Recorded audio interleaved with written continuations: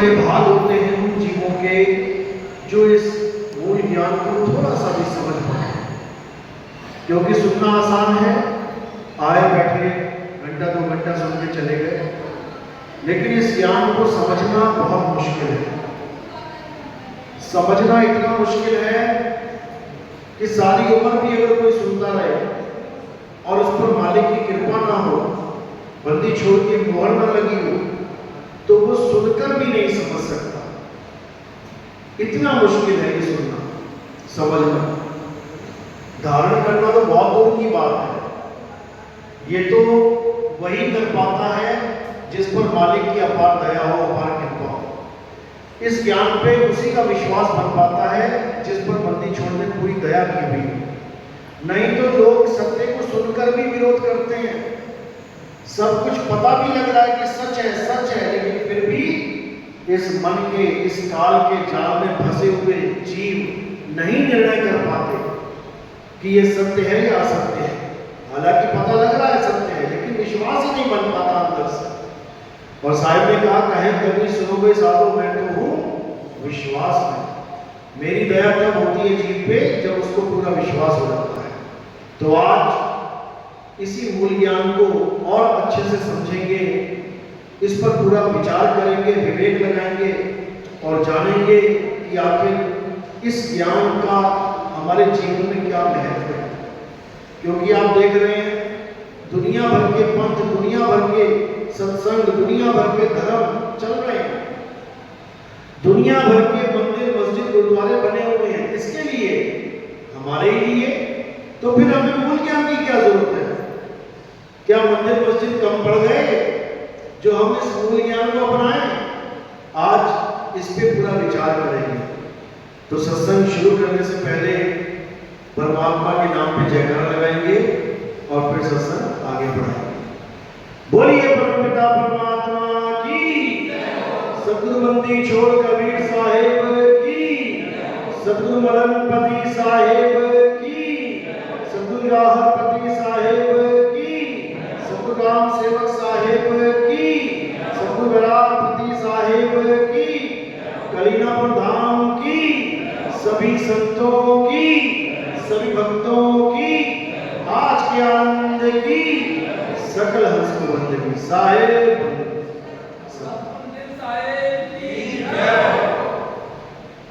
तो साहेब जीवों का कल्याण करने के लिए इस धरातल पे आते हैं, बार बार आते हैं। ये कोई वो अवतार नहीं है विष्णु जी का जो एक बार आया और चला गया, दोबारा नहीं आ सकता उसी रूप में। ये वो अवतार नहीं है, ये वो हैं जो हर युग में बार बार आते हैं जीवों को चेताने के लिए, जीवों को जगाने के लिए। धर्मदास जी लिखते हैं, संत रूप में आए साहिब, संत रूप में आए, जीव चेताने आए साहिब, जीव चेताने आए। कहते हैं संत रूप में आते हैं साहिब, गुरु रूप में आते हैं और सारे संसार के जीवों को चेताते हैं। जिस पर दया हो मालिक की, जिसके पूर्व जन्मों के संस्कार हो, वो उनके ज्ञान को पकड़ लेता है, उस ज्ञान को अच्छे से समझ लेता है और उन्हीं के पथ पर चलता हुआ, उन्हीं के पद के पीछे चलता हुआ उस जगह पहुंच जाता है जहां से वो आया था। यानी वो स्थान जो सृष्टि बनने से पहले जहां विराजमान थे, हमें वहां पहुंचाने आते हैं साहिब। और वो स्थान क्या है? उसे अविगत कहते हैं। अविगत कहते हैं, अविगत से चला आया, कोई मेरा भेद मर्म ना पाया, ना हम लीना गर्भ बसेरा, बालक हुए दिखलाया। संतों अविगत से चला आया, मैं किसी मां के गर्भ से नहीं आया, क्योंकि मां के गर्भ से जो भी आता है उसको पुराना सब कुछ भूल जाता है। आज आपको कोई पूछे कि भाई तुम पिछले जन्मों में क्या थे, कुछ याद नहीं। लेकिन जो बिना माँ बाप के आता है वो हर चीज जानता है। साहिब को A to Z हर चीज का ज्ञान है, उसको सब पता है। कौन कितने पानी में है, कौन कहाँ है,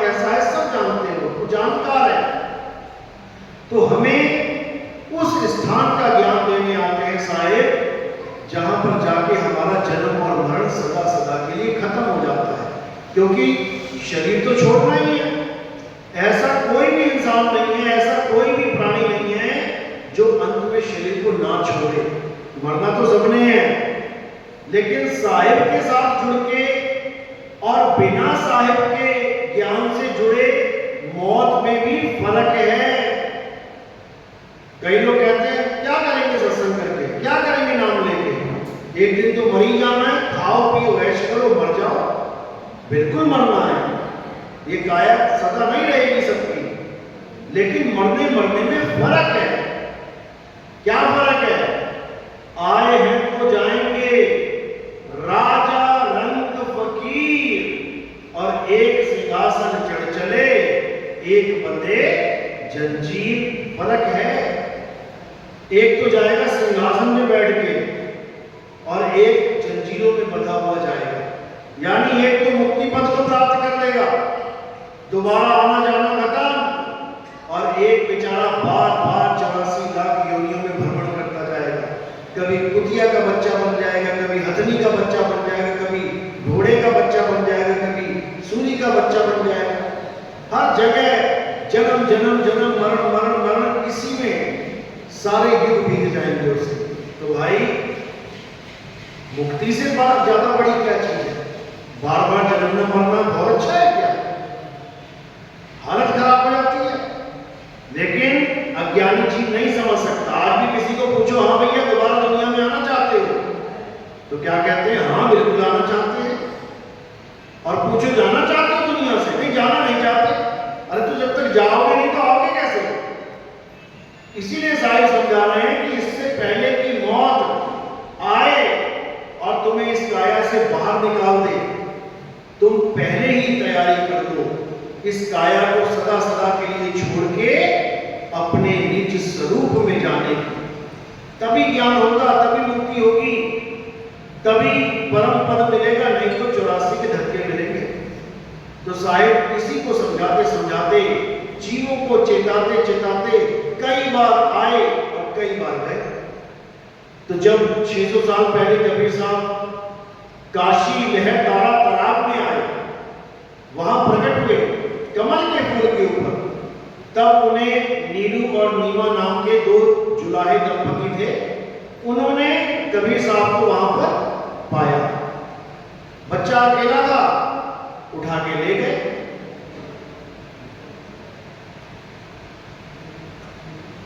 और उन्हें अपना पुत्र स्वीकार कर लिया। अब कबीर साहब उनके पुत्र नहीं है, ना नीमा ना नीलू के, लेकिन अब पुत्र स्वीकार किया है, यानी अपने घर में जगह दे दी है। अब वो जुलाहा कहला रहे हैं। कहते हैं मात पिता मेरे कुछ नहीं और ना मेरे घर दासी, जुल्हे का सुत आन कहाया, जगत करे मेरी हंसी। आज हमें भी कई लोग कहते हैं अरे ये कौन से पंथ में चला गया भाई, ये तो राजपूत है, ठाकुर है, ये कहां जुलाहों में चला गया, ये तो जुलाहे को गुरु बना लिया इसने। क्यों? क्योंकि अभी भी हम लोग इतने ज्यादा दिमाग से कमजोर हैं कि हम गुरु भी अपनी जात का ढूंढते हैं।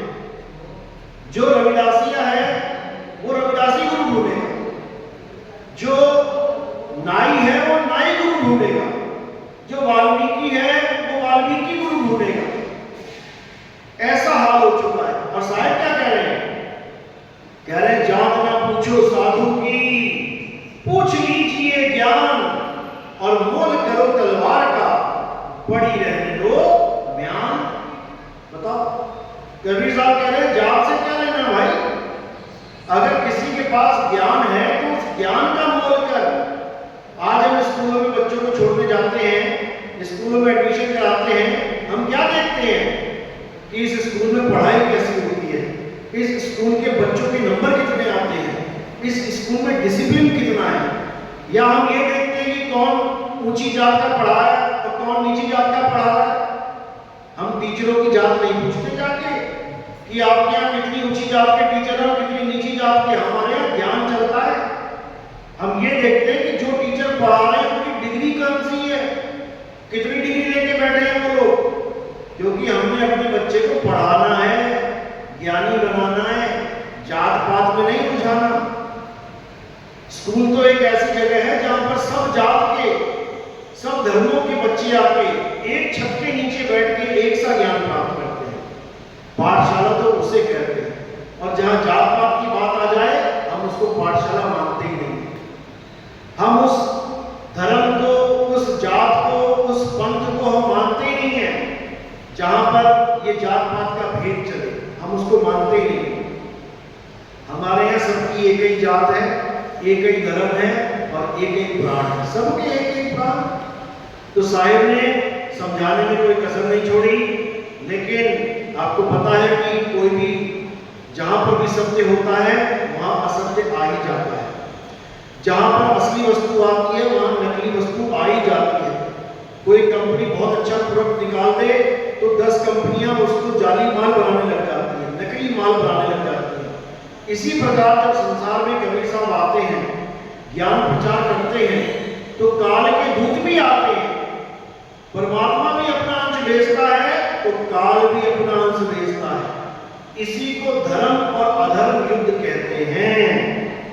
तो कबीर साहब भी समझा रहे हैं, कह रहे हैं जब हमारा पंथ चलेगा तो नाना प्रकार के काल रूपों के पंथ भी चल रहे होंगे।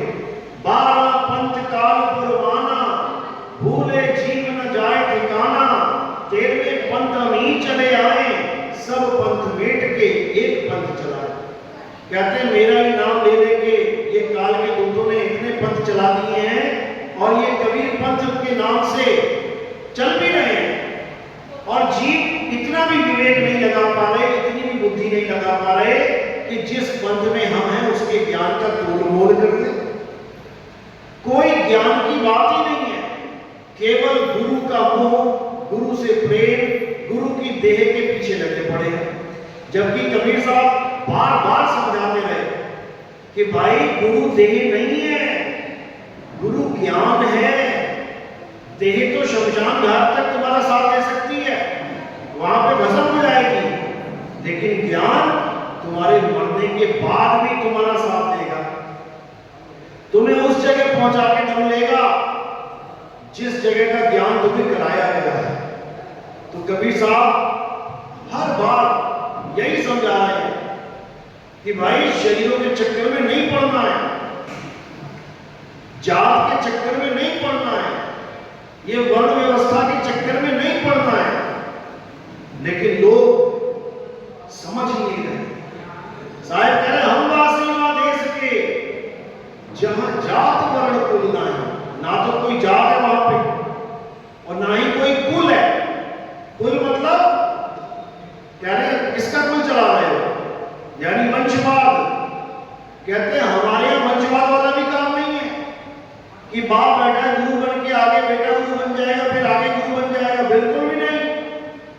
हम वासी वहां देश के जहां जात वर्ण कुल नहीं, शब्द मिलावा हो रहा, देह मिलावा नहीं। कहते हैं हमारे यहां शब्द मिलावा हो रहा है, ये देह मिलावा नहीं है कि तुम गुरु की देह को सोच के बैठ जाओ कि मेरे गुरु अंत समय में मुझे लेने आएंगे, ये तो देह मिलावा हो गया, ये शब्द मिलावा नहीं है। तुम्हें देह का इंतजार करवाया जा रहा है, तुम्हें देह के पीछे लगवाया जा रहा है। मरते समय जीव देह की आस में लगा हुआ है कि कोई देह आएगी मेरे गुरु जी की और मुझे बचाएगी। यही अज्ञान है। तो कह रहे हैं शब्द मिलावा हो रहा, यानी जब सच्चा गुरु तुम्हारे जीवन में आएगा तो तुम्हारी आस देह से तुड़वा देगा। और कहां जुड़वा देगा? शब्द से। अब जब प्राण त्यागोगे, यानी जब शरीर छूटेगा, तो किसकी आस में रहोगे? शब्द गुरु की आस में, और किसी की नहीं। यानी पूरा विश्वास कहां होगा? केवल शब्द गुरु पे होगा। इसी को बोला कहें कबीर सुनो भाई साधो मैं तो हूं विश्वास में। और याद रखना अंत समय हर इंसान के जीवन में इतना इंपॉर्टेंट है कि तुम सोच भी नहीं सकते। सारी उम्र तुम कुछ भी कर लो, जो अंत समय में तुम दाव खेलोगे वही काम आएगा। इसीलिए बुजुर्गों ने कहा है कि अंत भला सो सब भला, और अंत बुरा सो सब बुरा। सारी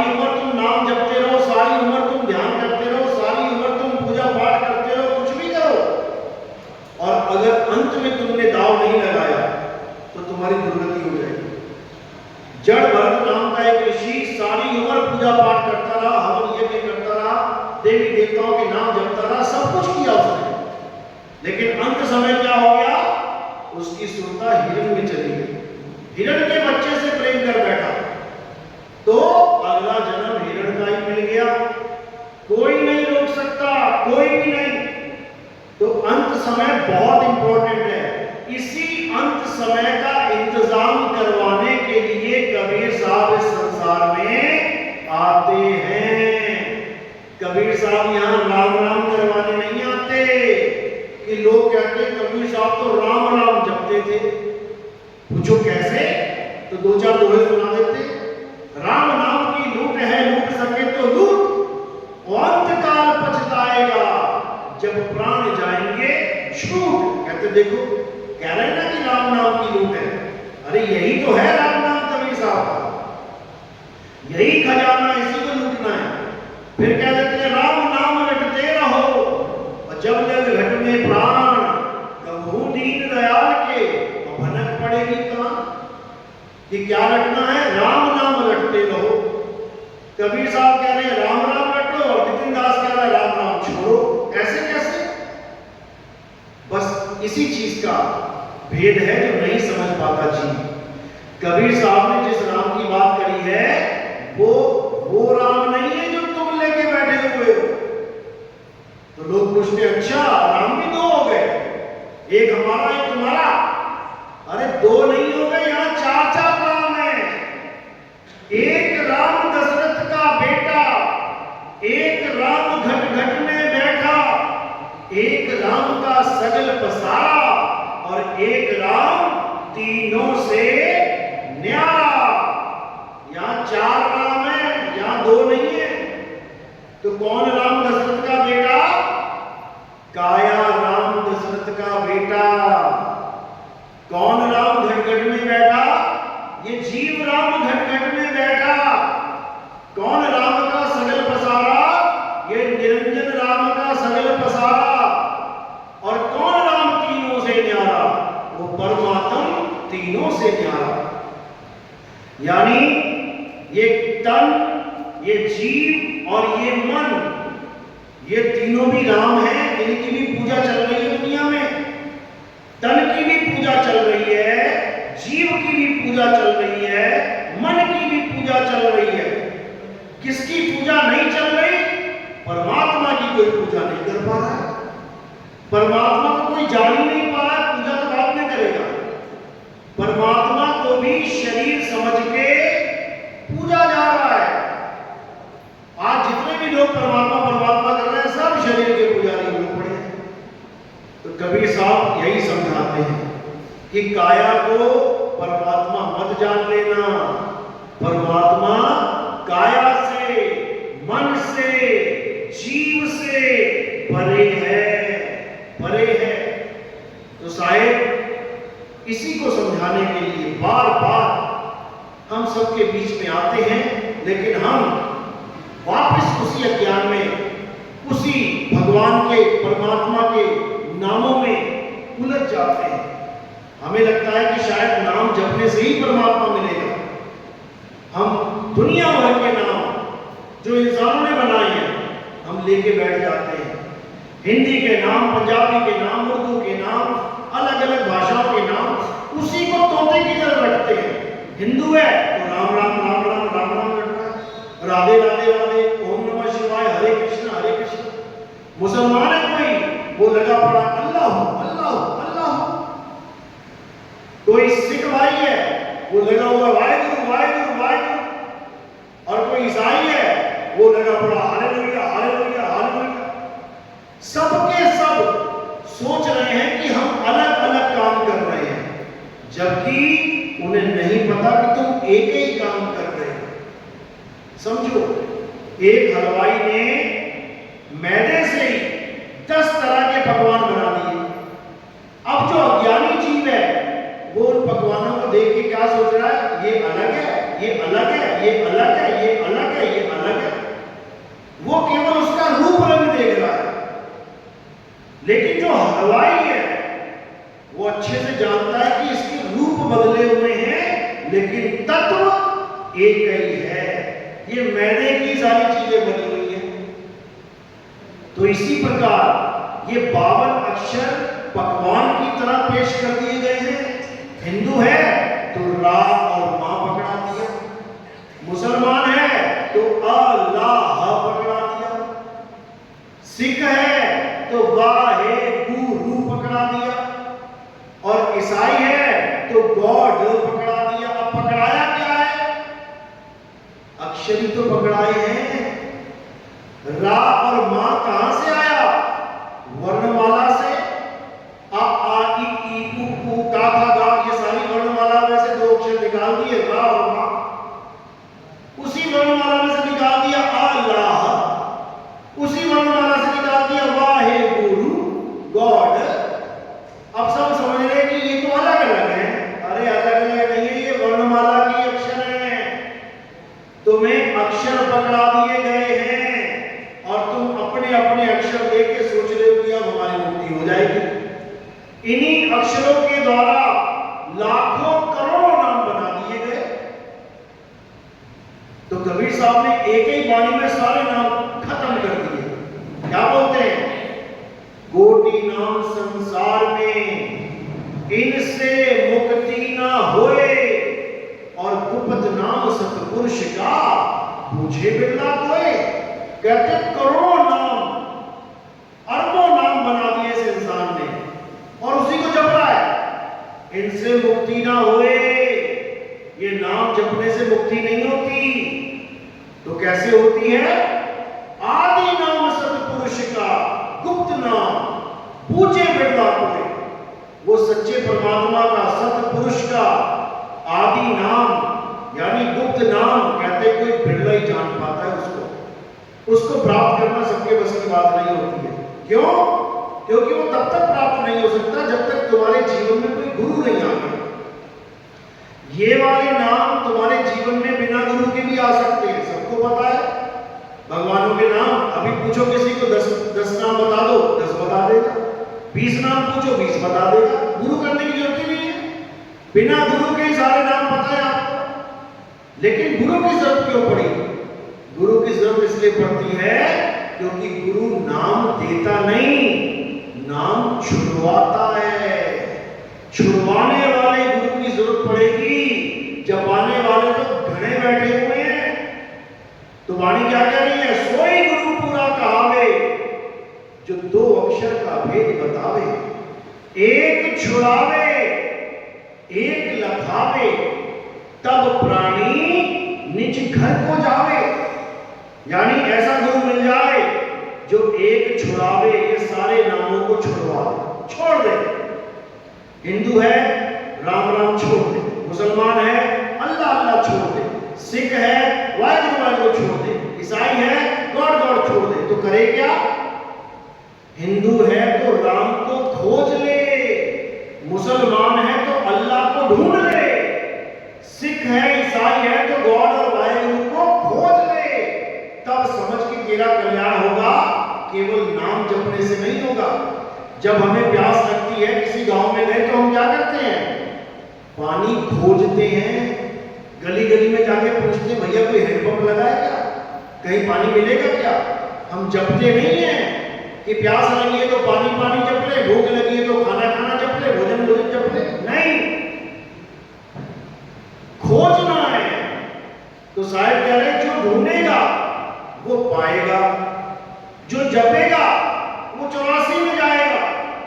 तो कह रहे मोको कहां ढूंढे रे बंदे, मैं तो तेरे पास में। अरे ना मंदिर में, ना मस्जिद में, ना काबे कैलाश में, ना मेरे जप में। काट दिए ना जप, सारे जप काट दिए, कोई नाम नहीं जपना। ना मैं जप में, ना मैं तप में, और ना मैं व्रत उपवास में। कोई व्रत नहीं करना, कोई उपवास नहीं करना, हर चीज से न्यारे हो जाओ। लेकिन कई लोग सोचेंगे ये कैसे? हमें तो हमारे पूर्वजों ने जप भी बोला, तप भी बोला, पूजा पाठ बोला, हवन यज्ञ बोला, सब कुछ बोला। तो हम नितिन दास की बात मान के क्या सब कुछ छोड़ दें? फिर तो हम धार्मिक ही नहीं रहे, फिर तो हम आस्तिक ही नहीं रहे, नास्तिक हो जाएंगे।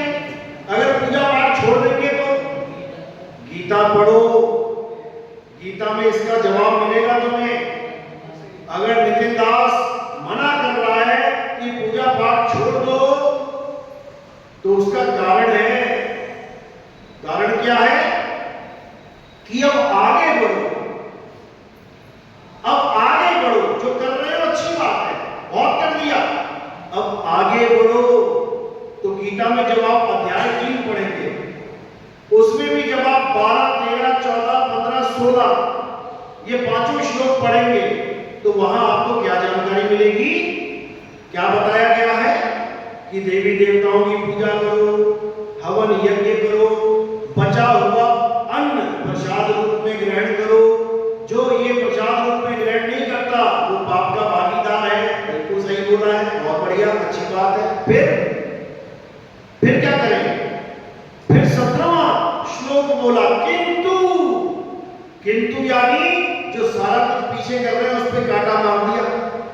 किंतु जो व्यक्ति अपनी आत्मा में रमण करते हैं, जो व्यक्ति अपनी आत्मा में संतुष्ट हैं, जो व्यक्ति अपनी आत्मा में तृप्त हैं, उनके लिए कोई धार्मिक कर्म कर्तव्य लागू ही नहीं होता। यानी उसके लिए ये पीछे वाला ज्ञान है ही नहीं। और जिसके पास आत्म ज्ञान नहीं है वो करते रहना भाई, वो लाइन में लगे रहना, वो पूजा पाठ करते रहना, वो मंत्र जाप करते रहना। क्यों? क्योंकि कम से कम ट्रैक पे तो रहोगे, कम से कम खुदा को पाओगे, नहीं तो खुदा खुदा करके उसकी याद में तो रहोगे। राम को पाया नहीं तो कम से कम राम राम करके उसको फरियाद तो करोगे। लेकिन राम कब मिलेगा? जब राम राम जपना छोड़ दोगे और राम को खोजना शुरू कर दोगे, तो तुम्हारा राम तुम्हारे पास ही मिल जाएगा। यही कबीर साहब समझा रहे हैं। कहते हैं, ज्यों तिल माही तेल है और ज्यों चकमक में आग, तेरा साईं तुझ में है और जाग सके तो जाग। यानी कहीं जाने की जरूरत नहीं है तुझे, तेरा साईं तुझ में विराजमान है, लेकिन तुझे अपना बोध ही नहीं है, अपना ज्ञान ही नहीं है, तो कहां ढूंढेगा? गलियों में ही धक्के खाएगा, पहाड़ों पे जाएगा और फिर पानी के साथ बहता नीचे आएगा। क्या हो रहा है आजकल? लोग जा रहे हैं पहाड़ों पे देवी देवताओं के दर्शन करने, तीर्थों की यात्रा करने, मंदिर मस्जिद पूजने। उसके बाद जब प्राकृतिक आपदा आ जाती है तो लाशें की लाशें ढेर लग जाता है। फिर दोष तुम दो प्रकृति को। अरे प्रकृति तो अपना काम कर रही है, तुम्हें किसी ने कहा था कि वहां जाओ? अज्ञानतावश जा रहे हैं सब, जबकि हर ग्रंथ चीख चीख के यही समझा रहा है कि अपने आत्मा में खोज, तेरा परमात्मा तुझे तेरी आत्मा में मिलेगा। अरे कस्तूरी कुंडल बसे और मृग ढूंढे वन माही, ऐसे रमता राम है ये दुनिया जाने नहीं। ऐसे रमता राम है, रमता राम यानी जो रम रहा है, जो तुम में रम रहा है, वो नहीं जो एक इंसान ने बनाया, 5-7 हजार में बेच दिया, तुमने खरीद लिया और उसको ले जाके मंदिर में स्थापित कर दिया और उसको प्राण प्रतिष्ठा कर दिया।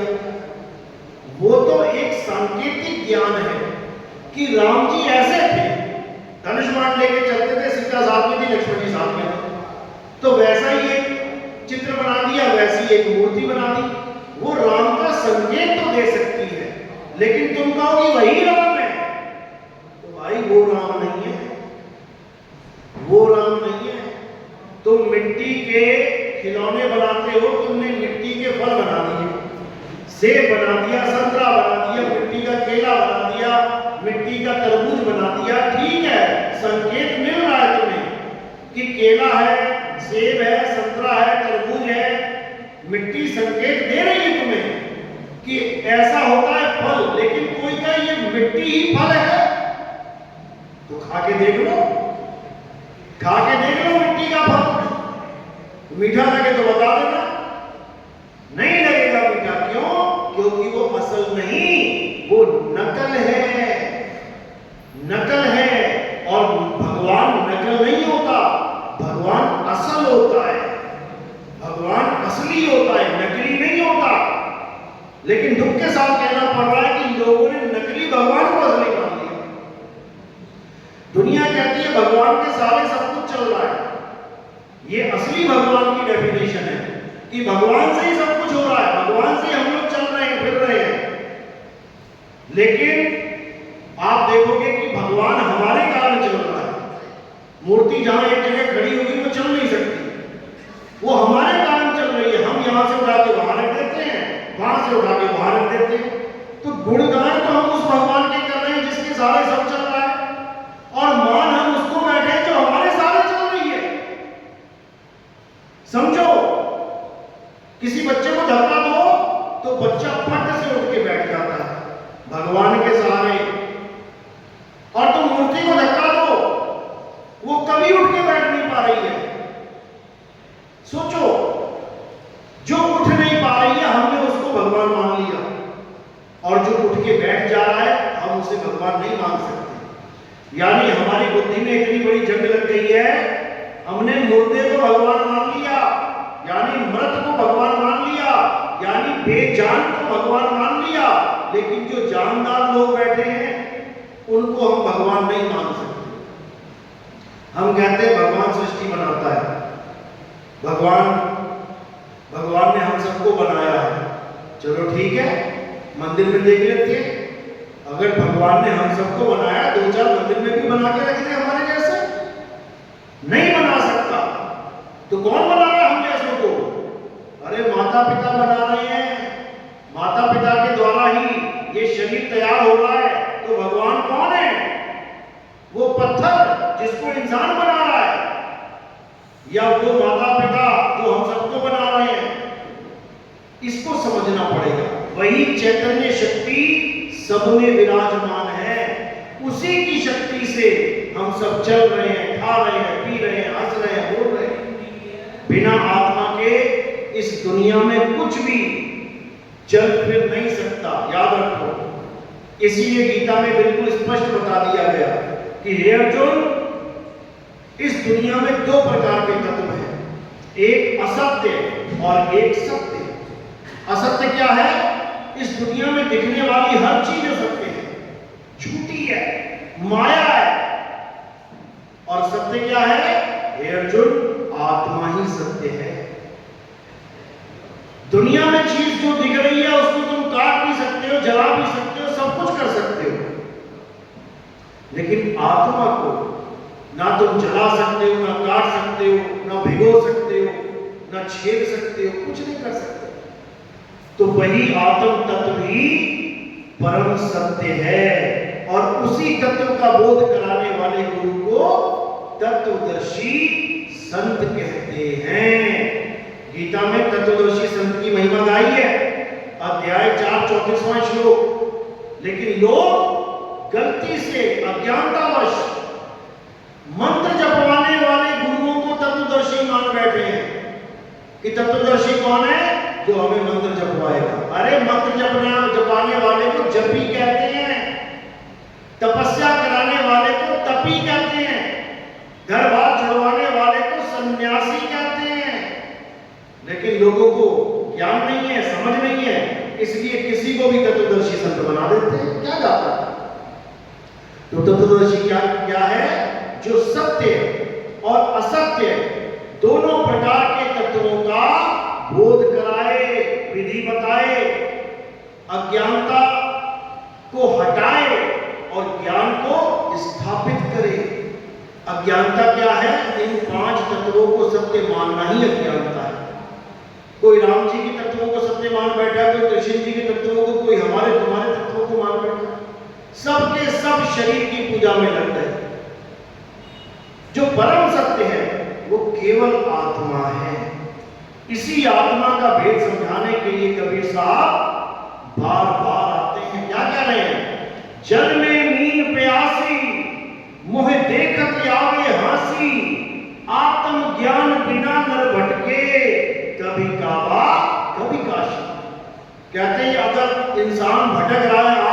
एक ही कारण है, आत्मा का ज्ञान नहीं है, और बिना आत्मा के ज्ञान के कोई ज्ञानी है ही नहीं। तो साहिब यही समझा रहे हैं, जब लग ना छीनोगे आत्म, तब लग ना मिली है परमात्म। आत्म छीने परमात्म छीने, संत कहावे सोए, और यह वेद काया से न्यारा। पूछे बिरला कोई, कहते हैं वो जीव जिसके जीवन में गुरु आ गया, कौन सा गुरु? तत्वदर्शी संत आ गया, वो उसे अज्ञानता यानी कि इन 5 तत्वों को छोड़ के ज्ञान यानी आत्म तत्व का बोध कराएगा। आत्म तत्व का बोध करने के बाद समझ में आ जाएगा कि क्या है, क्या खेल चल रहा है। उसके बाद तुम कभी अज्ञान को प्राप्त नहीं कर पाओगे। अध्याय 4 35वां श्लोक, हे अर्जुन, एक बार अगर सत्य का बोध हो जाए, उसके बाद कभी अज्ञान तुम्हारे जीवन में आ ही नहीं सकता। यानी तुम्हें एक बार समझ में आ जाए कि मैं आत्मा हूं, और उसका बोध हो जाए कि आत्मा तत्व होता क्या है, उसके बाद तुम कभी जीवन में अपने आप को शरीर नहीं मान सकते। जीवन में कोई लाख बार तुम्हें कह दे कि तुम शरीर हो, तुम नहीं मानोगे। तुम आत्म तत्व का बोध करके बैठे हो भाई, तो अपने स्वरूप को जान लोगे। अपने स्वरूप को जानना ही मुक्ति प्राप्त करना कहलाता है। इन 5 तत्वों को छोड़ देना है। कोई कब्रिस्तान में चला जाएगा, कोई शमशान घाट में चला जाएगा, कोई जला देगा, कोई दफना देगा। ये 5 तत्व चला गया प्रकृति में। अब मैं कहां जाऊंगा, यानी ये जीव कहां जाएगा? ये जहां से आया है वहीं जाएगा। तो कहते हैं कहां से आया और कहां जाएगा, खबर करो अपने तन की। सतगुरु मिले तो भेद बतावे, नाम नहीं जपावे कि नाम जपाने वाले को सतगुरु मान बैठे हो। सतगुरु मिले तो भेद बतावे और खुल जाए अंतर खिड़की। वो ज्ञान चक्षु, वो अंतर खिड़की खुल जाएगी, और जब वो खुलेगी तो क्या होगा? तो सामने ही परमात्मा स्वरूप विराजमान है। ये जीव उसी में जाके समा जाएगा। सूरत समाए शब्द में, और वाको काल न खाए। जाप मरे अजपा मरे, अनहद भी मर जाए। तो जाप, अजपा और अनहद, इन तीनों से बिल्कुल किनारा कर लेना है। कोई मंत्र जपने की जरूरत नहीं। श्वासों में कोई ओम सोहम या सोहम सोहम या सत सोहम या कुछ भी नाम जपो, कुछ जपने की जरूरत नहीं। कानों में उंगलियां डाल के अनहद नाद को सुनने की जरूरत नहीं कि 5 तत्वों की 5 धुनें सुनते जा रहे हो। ये भी करने की जरूरत नहीं। क्या जरूरत है? केवल अपने सत्य स्वरूप को 24 घंटे याद करने की जरूरत है। 24 घंटे याद करो। कहते द्वार धनी के पड़े रहो और धक्का धनी का खाओ। कब हूं धनी निवाजी है, जो दर छाड़ न जाओ। यानी 24 घंटे एक ही दरवाजे पे खड़े रहो, बस, और कोई काम नहीं होना चाहिए। और वो दरवाजा कौन सा है? वो परमपिता परमात्मा का दरवाजा है, वो शब्द गुरु का दरवाजा है। उसी शब्द गुरु के ज्ञान हो जाने पर तुम्हें आंखें मिल जाएंगी। यानी अभी तुम अंधे हुए पड़े हो, उसके बाद तुम्हें ज्ञान चक्षु मिल जाएगा। उसके बाद तुम कभी इस भवसागर में वापस नहीं आओगे। तो कह रहे हैं शब्द बिना सूरत आंधरी, अंधी हुई पड़ी है। अरे शब्द बिना सूरत आंधरी, कहो कहां को जाए। और द्वार न पावे शब्द का, फिर भटका खाए। यानी काया त्यागने से पहले पहले तुम्हें उस शब्द गुरु का द्वार पता होना चाहिए, तभी तो उसको खटखटाओगे। अगर दरवाजा ही नहीं पता तो इन 9 द्वारों से निकल जाओगे। आंख से, कान से, नाक से, लिंग से, गुदा से, मुख से, यहां से निकलना पड़ जाएगा। समझो।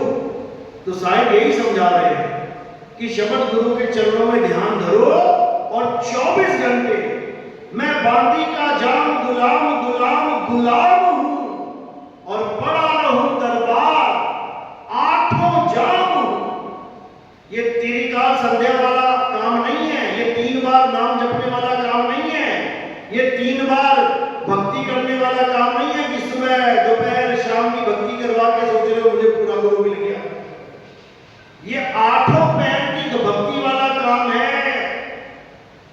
समझ लो।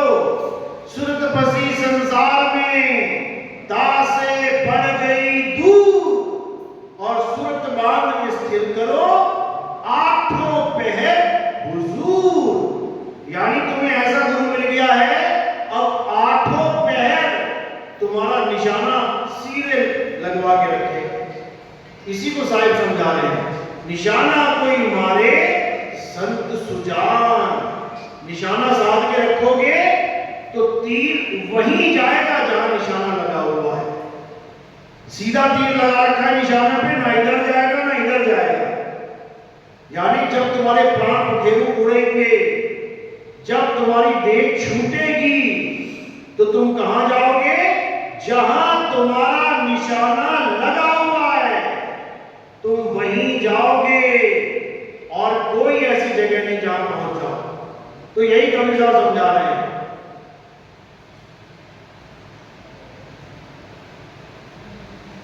जैसे स्वान कांच मंदिर में भरमते भूख मरे हो और कहे कबीर नलनी के सुगना तो है कौन पकड़े हो। यानी अगर हमारी सूरत सीधे मालिक के चरणों में लगी हुई है तो कोई माय का लाभ नहीं है जो इसको हिला दे। तुम्हारा बैक गियर नहीं लग सकता। कब तक नहीं लग सकता? जब तक तुम खुद ना चाहो। अगर तुमने संसार से प्रेम कर दिया तो तुम्हें वापस आने से भी कोई नहीं रोक सकता। याद रखना, जहां आशा तहां वासा। अब तुम्हें वापस कौन कौन ला सकता है इसको भी समझ लो। इस संसार में कौन तुम्हें वापस ला सकता है? कौन है सबसे बड़ा दुश्मन? दुश्मन ही हुआ तो तुम्हें वापस ले आए। तो सबसे बड़ा दुश्मन कौन है? तुम्हारा परिवार। यही है सबसे बड़ा दुश्मन। ये तुम्हें वापस घसीटेगा। मरते हुए लोग क्या कहते हैं? अरे मेरे बेटे की शक्ल दिखा दो, अरे मेरी बिटिया को बुला दो, अरे मैं पापा के पास जाना चाहता हूं, अरे मेरी मां के दर्शन करा दो। शरीर छोड़ के जा रहा है, परमात्मा को नहीं जा रहा है। किसको जा रहा है? इस नाशवान काया को जा रहा है। मेरी मां, मेरी बेटी, मेरा चाचा, मेरा मामा, मेरा जिसके साथ जिसकी प्रीत लगी हुई है, जिसके साथ जिसका प्रेम मोह बंधा हुआ है, उसी को याद कर रहा है। तो वाणी समझा रही है, अंत काले जो लड़का सिमरे। अगर लड़के को याद किया अगर तुमने अंत समय में तो क्या होगा? अंत काले जो लड़का सिमरे ऐसी चिंता में देह मरे, सुअर जन्म वो बल बल उतरे। इंसान की नहीं बने, सुअर बन के आ जाओ। क्या फायदा भैया ऐसे लड़के का? ऐसे लड़के को मैं क्या याद करूं कि मुझे सुअर बना दे? इसलिए अब किसी को याद नहीं करना है। अंत काले जो स्त्री सिमरे ऐसी चिंता में देह मरे, वैश्या जन्म को बल बल उतरे। क्या फायदा भैया? बिल्कुल याद नहीं करना किसी को, केवल मालिक को याद करना है, केवल परमात्मा को याद करना है। और परमात्मा को याद कर लिया तो समझ लो कि अंत भला तो सब भला। निकल जाओगे माया के जाल से। तो इस माया ने बिछाया फंदा और जिसमें से निकला कोई कोई बंदा। कोई बिरला होता है, कोई बिरला होता है जो कांटे में लगे हुए चारे को पहचान ले। आप देखोगे मछली पकड़ने वाले क्या करते हैं? लोहे का कांटा होता है, उसमें क्या करते हैं? वैसे तो खाएगी नहीं कांटा मछली, लोहा क्या खाएगी? उसमें क्या करते हैं? चारा लगा देते हैं। कोई केचुआ लगा दिया, कोई कॉकरोच लगा दिया, कोई ऐसा जीव लगा दिया जो मछली को अच्छा लगता है। अब जो अज्ञानी मछली है उसको चारा दिख रहा है, कांटा वो चारे के अंदर छुपा हुआ कांटा देख रही है कि भाई जीवित प्राणी होता है तो हाथ पैर हिलाता है, ये कैसा कॉकरोच है, ये तो मरा हुआ लग रहा है, ये कैसा केचुआ है, ये हिल ही नहीं रहा। वो वहां मुंह नहीं मारती। समझ लो, वो जान रही है कि जो बाहर लगा हुआ है ये चारा है, असली जाल तो अंदर है। इसी प्रकार ये जितने बेटा बेटी माँ बाप, ये जो तुम्हें दिख रहा है ना मछली को, क्या है ये चारा है। मछली का ध्यान आकर्षित करने के लिए ये काल भगवान ने चारा बना रखा है। और जो मछली इस चारे को खा लेगी अंत समय में, तो समझ लो काल के जाल में फंस जाएगी। फिर उसको नहीं बचा सकता कोई, फिर उसको नहीं निकाल सकता कोई, फिर तो जाएगी वो टोकरी में, बचा नहीं सकता कोई। यानी 84 में जाएगी। तो कबीर साहब इसी को समझा रहे हैं। गरीबदास जी महाराज कहते हैं, अरे एक लेवा एक देवा दूतम, कोई किसी का पिता न पूतम। बिल्कुल मोहभंग कि भैया मेरा बाप कौन है जो मुझे खिला रहा है पिला रहा है। क्यों खिला रहा है पिला रहा है? क्योंकि पिछले जन्म में मैंने खिलाया पिलाया था, तो अपना हिसाब पूरा करने के लिए वो बाप बन के आ गया, मैं उसका बेटा बन के आ गया। इससे ज्यादा और कोई रिश्ता नहीं है तुम्हारा, समझ लो, इससे ज्यादा कोई रिश्ता नहीं है। लेकिन हाँ, अब संसार में अगर तुम आ ही गए हो रिश्तेदारी में, तो अपना फर्ज निभाते जाओ, लेकिन ज्ञान में रह के। बच्चे पालो ज्ञान में रह के कि मेरे बच्चे नहीं है, परमात्मा के बच्चे हैं। किसी के घर मरा, मेरे घर पैदा हो गया, मेरे घर मरेगा, किसी और के घर में पैदा हो जाएगा। ये मर रहा है, पैदा हो रहा है, मर रहा है, लाखों करोड़ों घर घूम लिया। अब बताओ किसका बच्चा है? किसी का बच्चा नहीं है, ये मालिक का जीव है। अपने कर्मों का भुगतान करने के लिए तुम्हारे घर में आया है, कर्मों का भुगतान पूरा करके निकल लेगा किसी और के घर में। इसी को समझना है। ये ज्ञान समझ में आ गया तो सारा मोह भंग हो जाएगा। फिर ना तो किसी के आने की खुशी और ना ही किसी के जाने का गम रह जाएगा। फिर तुम सुख और दुख से ऊपर उठ जाओगे। अरे सुख दुख से कोई परे परम पद, सो पद है सुखदाई। असली सुख वहां जाके मिलेगा जब खुशियों में खुश नहीं होगे और दुख में दुखी नहीं होगे। तब समझ लो कि अब तुम स्थित प्रज्ञ बन गए, यानी अब तुम अपने आप में स्थित होना शुरू हो गए।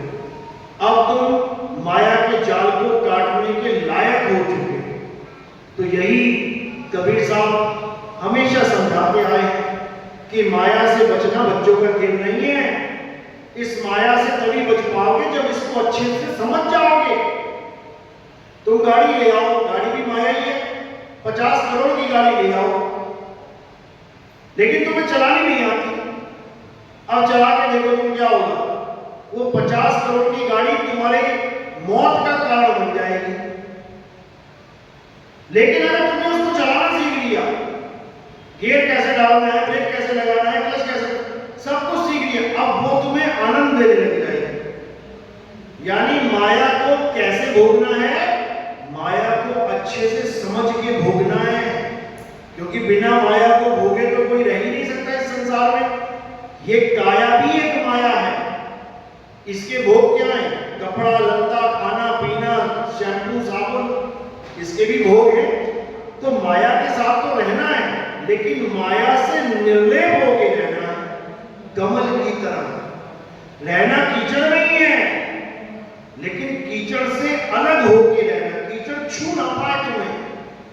अगर ऐसा नहीं बन जाओगे तो काम बन जाएगा, नहीं तो माया माठगिनी हम जानी। अरे केशव के कमला बन बैठी शिव के भवन भवानी, और माया माठगिनी हम जानी।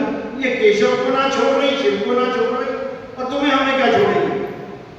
लेकिन तब छोड़ेगी जब हम अपने स्वरूप को जानेंगे।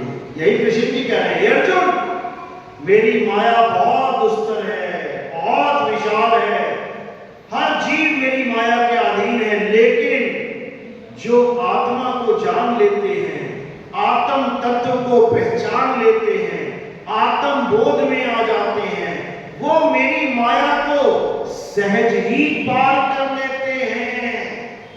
फिर माया उसका कुछ नहीं बिगाड़ सकती, फिर माया सेवा करेगी आगे। देखो विष्णु जी की टांगे दबा रही है, ऐसे सेवा करेगी आपकी, लेकिन तुम्हें फंसा नहीं सकती। क्यों? क्योंकि तुमने उस मक्खी की तरह गुड़ खाना सीख लिया है जो किनारे बैठ के गुड़ खाती है। और दुनिया में बाकी मक्खियां क्या कर रही हैं? वो गुड़ के ऊपर बैठ के गुड़ खा रही हैं। गुड़ के ऊपर बैठ के गुड़ खाओगे तो पक्का फंस जाओगे। इसलिए किनारे बैठ के गुड़ भी खाओ और निकल भी जाओ। तो ये सब तब समझ में आता है जब वैदिक गुरु तुम्हारे जीवन में आता है। इसीलिए कबीर साहब ने वैदिक गुरु की महानता गाई है, आम गुरु की महानता नहीं गाई। आम गुरु की तो प्रशंसा करी है केवल, महानता किसकी है? वैदिक गुरु की। प्रशंसा सबकी है, तारीफ सबकी करी है, लेकिन महान किसको बताया है? केवल वैदिक गुरु को। तो क्या करें? गुरु मेरे सभी बड़े, अपनी अपनी भाव। सबकी प्रशंसा कर दी। कोई पहली क्लास का गुरु है, अच्छी बात है, पहली क्लास का ज्ञान दे दे। कोई 5वीं क्लास का गुरु है, बहुत अच्छी बात है, 5वीं तक का तू ज्ञान दे दे। कोई 8वीं का, 10वीं का, 12वीं का है, चलो भैया तू दे दे अपना अपना ज्ञान। प्रशंसा सबकी है, क्योंकि गुरु कुछ ना कुछ देता ही है। लेकिन महानता वो किसकी है?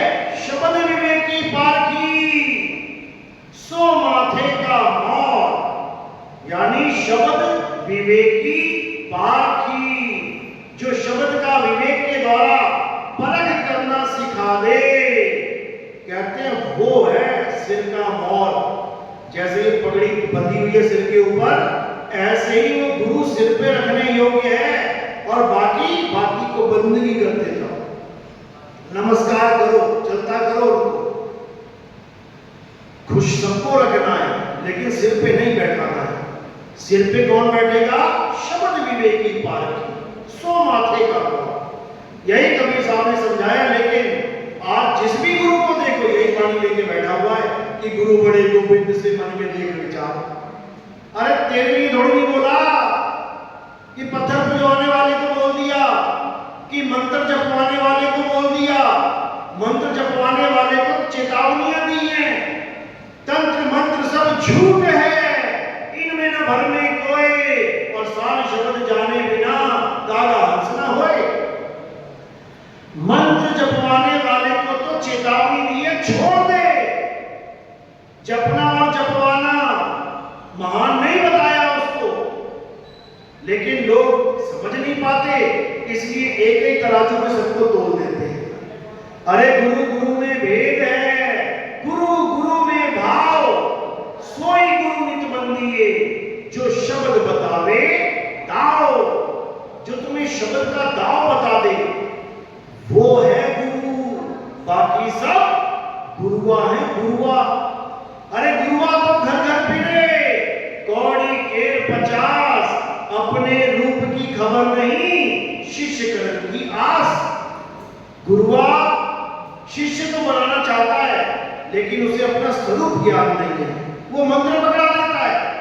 अरे घर घर मंत्र देत फिरत हैं, माया के अभिमाना, गुरुआ सहित शिष्य सब बूढ़े, अंतकाल पछताना साधो देखो, ये जग बौराना। ये जग पागल हुआ पड़ा है। मंत्र जपने वाले गुरुओं को सदगुरु बता के बैठा हुआ है, जगत गुरु बना दिया इन लोगों ने। जबकि मंत्र जपने वाले गुरु को कबीर साहब अज्ञानी कहते हैं, अज्ञानी। लोगों को समझ में नहीं आता। लेकिन अब ऐसी लहर चलेगी, 52 अक्षरों का खेल ऐसा खत्म किया जाएगा, इन जप तप व्रत को ऐसा खत्म किया जाएगा और आत्मा का ऐसा उजागर किया जाएगा कि बच्चा बच्चा आत्मज्ञानी बनेगा। उसको समझ में आ जाएगा कि इंसान होने का असली लक्ष्य है क्या। अभी जीवन जी रहे हैं बिना लक्ष्य के। कोई कह रहा है मैं बहुत बड़ा आदमी बनना चाहता हूं, मेरे जीवन का यही लक्ष्य है। कोई कह रहा है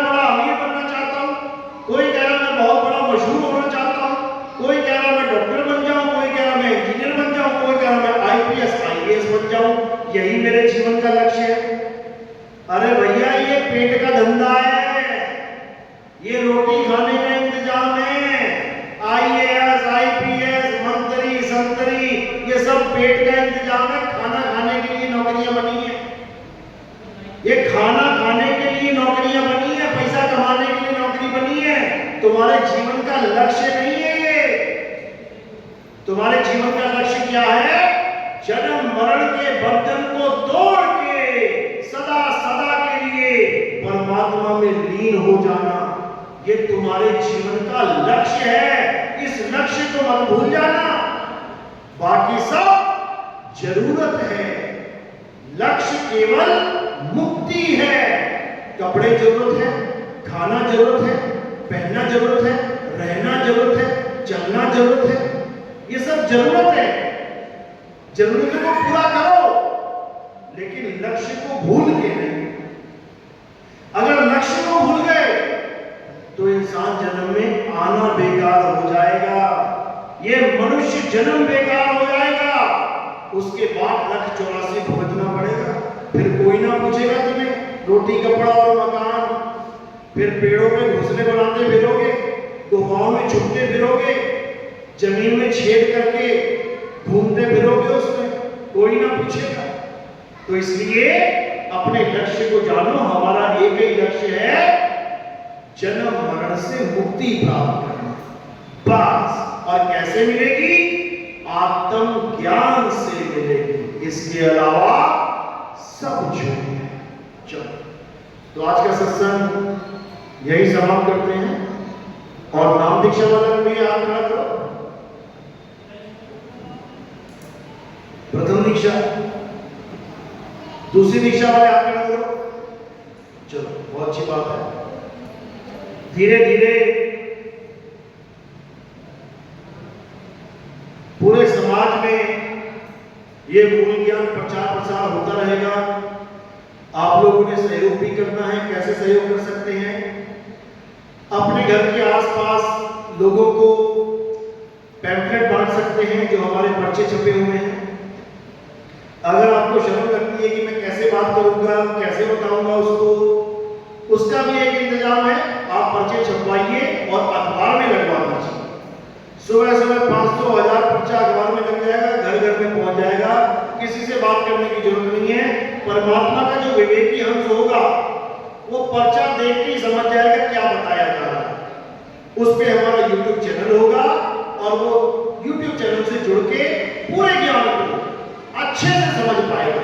इसका श्रेय किसको जाएगा? आपको ही जाएगा। इसका श्रेय आपको मिलेगा।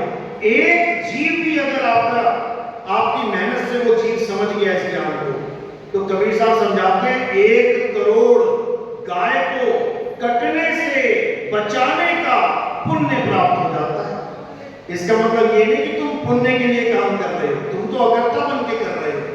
लेकिन परमात्मा की इतनी रजा हो जाती है, इतना अपार खुशी हो जाती है उस जीव के ऊपर कि उसके बड़े बड़ी मुसीबतें पल में खत्म करता है मालिक। शूल की सजा सुई में डाल देता है मालिक। लेकिन ये तभी होता है जब प्रचार प्रसार में योगदान करता है। तो आपने प्रचार प्रसार में योगदान भी करना है और धीरे धीरे समाज को जगाना भी है। बोलिए परमपिता परमात्मा की, सतगुरुवंदनी छोड़ कबीर साहिब की, सभी संतों की, सभी भक्तों की, आज के आनंद की, सकल हंस को बंद की। साहेब